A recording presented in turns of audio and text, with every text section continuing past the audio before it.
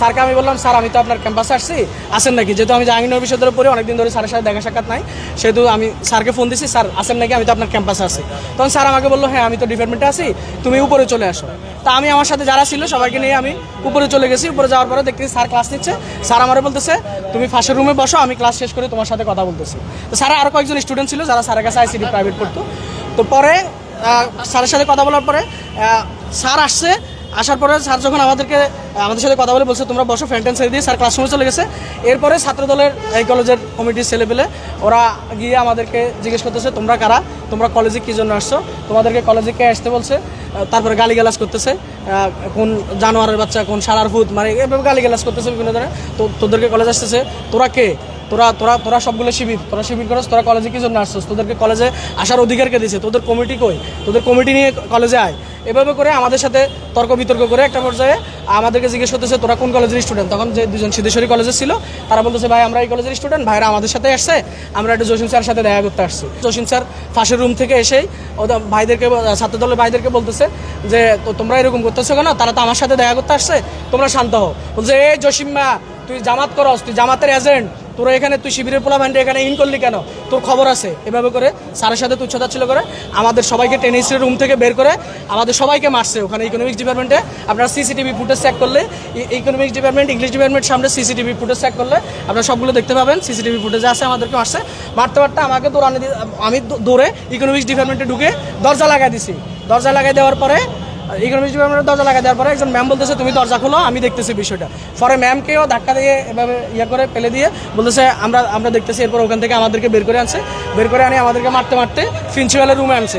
প্রিন্সিপালের রুমে আনার পরে প্রিন্সিপালের সামনে আপনারা যদি প্রিন্সিপালের রুমের 1:30 থেকে 2:30টার মধ্যে যদি প্রিন্সিপালের রুমে সিসিটিভি ফুটেজটা চেক করেন, সানির যে হাতল, সানি ভাইয়ের যে হাতল, সানি ভাইয়ের হাতল, উনি গতকাল অ্যাক্সিডেন্ট হয়েছে কি একটা ইয়েতে, সানি ভাইয়ের হাতল নিয়েই, সানি ওরফে সোহেল ভাই, ওনার হাতল নিয়েই আমাকে দৌড়াই প্রিন্সিপালের চারপাশে ঘুরে ঘুরে আমাকে মারার জন্য করছে। এরপরে ওখানে না ফেরে সানি ভাই আমাকে একটা থাপ্পড় দিয়ে ওই রুমে ঢুকাইছে। ঢুকানোর পরে ফার্স্টে প্রিন্সিপাল স্যার ওখানে হয়তো একটা সভাকক্ষ যেটা আছে মিটিং রুম, সেই মিটিং রুমে আমাদেরকে ঢুকায়, আমাদেরকে তারা ইচ্ছা মতো মারছে। অনেকক্ষণ ধরে কিল, ঘুষি, লাথি, এই যে আমার ঠোঁট ফাটাই ফেলছে, দেখেন এই যে কান ফুলে গেছে, গাল ফুলে গেছে। আমরা টোটাল আমরা ছিলাম 7 জন, আমরা 7 জন ছিলাম। আমাদের 7 জনকেই তারা মারছে, ইচ্ছা রকম মারছে। মারার পরে এরপরে হ্যাঁ, এই যে আমার এই ঠোঁট ফাটা ফেলছে, এই যে ভাইয়ের এই যে ঠোঁট ফাটা ফেলছে, সবাইকে মারছে। এই যে ভাইয়ের গেঞ্জি ছিঁড়ে ফেলছে। এরপরে তারপরে প্রিন্সিপাল স্যারের রুমে মারার পরে তারা ইচ্ছা রকম আমাদেরকে মারার পরে তারপরে আমাদের মহানগর সভাপতি যিনি ইমদাদুল হক ভাইকে আমি ফোন দিই যে ভাই আমাদেরকে এখানে আটক করে রাখছে, আপনারা আসেন। তখন হয়তো ভাইকে পাঠাইছে, দায়িত্বশীলরা এসে তারপর আমাদেরকে এখান থেকে দায়িত্বশীল এবং পুলিশ এসে তাদের থেকে আমাদেরকে উদ্ধার করছে। মানে আপনি বলতে যাচ্ছেন, আপনার কথা শুনে যেটা মনে হলো যে মানে আপনার কলেজে ঢোকাকে কেন্দ্র করে এই সংঘর্ষটা হয়েছে। কলেজে ঢোকাকে কেন্দ্র করে না, বিশেষ করে কলেজে তো আমরা ঢুকছি, কিন্তু ঢোকার সময় আমাদেরকে কোনো বাধা দেওয়া হয় নাই। আমাদেরকে বাধা দেওয়া হয় না যে তোমরা কারা, কোথায় যাচ্ছ, কি জন্য যাচ্ছ। আপনারা সিসিটিভি ফুটেজ চেক করতে পারেন কলেজ ক্যাম্পাসের। আমাদেরকে কোনো বাধা দেওয়া হয় নাই। কিন্তু যখন আমরা স্যারের ওখানে গেছি, জসিম স্যারের সাথে যখন সাক্ষাৎ করতে গেছি, তখনই আমাদের সাথে পরিকল্পিতভাবেই মব সৃষ্টি করে আমাদের উপর এলোপাতারি গণদোলায় আমাদেরকে দিচ্ছে। তারা প্রায় 40-50 জন ছিল। এই বিষয়ে আরেকটু আহত একজন বললো যে শিবির হামলা করছে তার উপর। ওগুলো হচ্ছে বাইরের ঘটনা, ওগুলো বাইরে কি হয়েছে আমরা জানি না, কিন্তু আমাদের তো ভিতরে আমাদেরকে আটকে যাচ্ছে। ওনাদের বক্তব্য, আমাদেরকে তারাই রুম থেকে অফিসে নিয়েছে, রুম থেকে অফিসে নিয়েছে আমাদের। আচ্ছা, আমি সাইফুল ইসলাম, আমি ছাত্রশিবির ঢাকা মহানগর পূর্বের সেক্রেটারি। আমার রমনা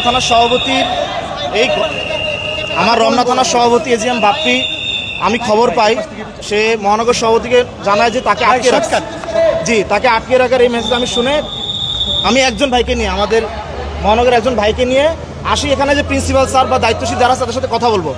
আমরা ক্যাম্পাসে আসার সাথে সাথে এখানে অতর্কিতভাবে অনেকগুলি ছেলে আমাদের উপর হামলা করে।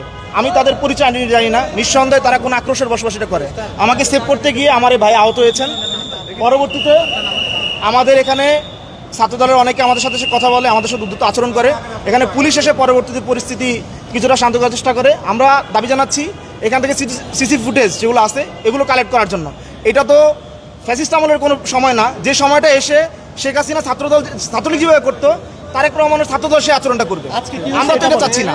এখানে আমাদের অনেক ভাইদের উপর, তাদের একটা ক্যাম্পাসে প্রবেশ করতেই পারে, এখানে এরকম না যে তারা এখানে এরকম কোনো আচরণ করছে যেটা বিধিনিষেধের বাইরে, প্রবেশ করতে পারবে না এরকম কোনো বিধিনিষেধ এখানে সিদ্ধেশ্বরী কলেজে নাই। তারা ক্যাম্পাসে ঢুকছে এইটাই কেন্দ্র করে তাদের উপর হামলা করবে। এখানে একজন ভাই শব্দ চয়ন করছেন সংঘর্ষ কোনো বিষয় না, তাদের উপর হামলা করা হয়েছে।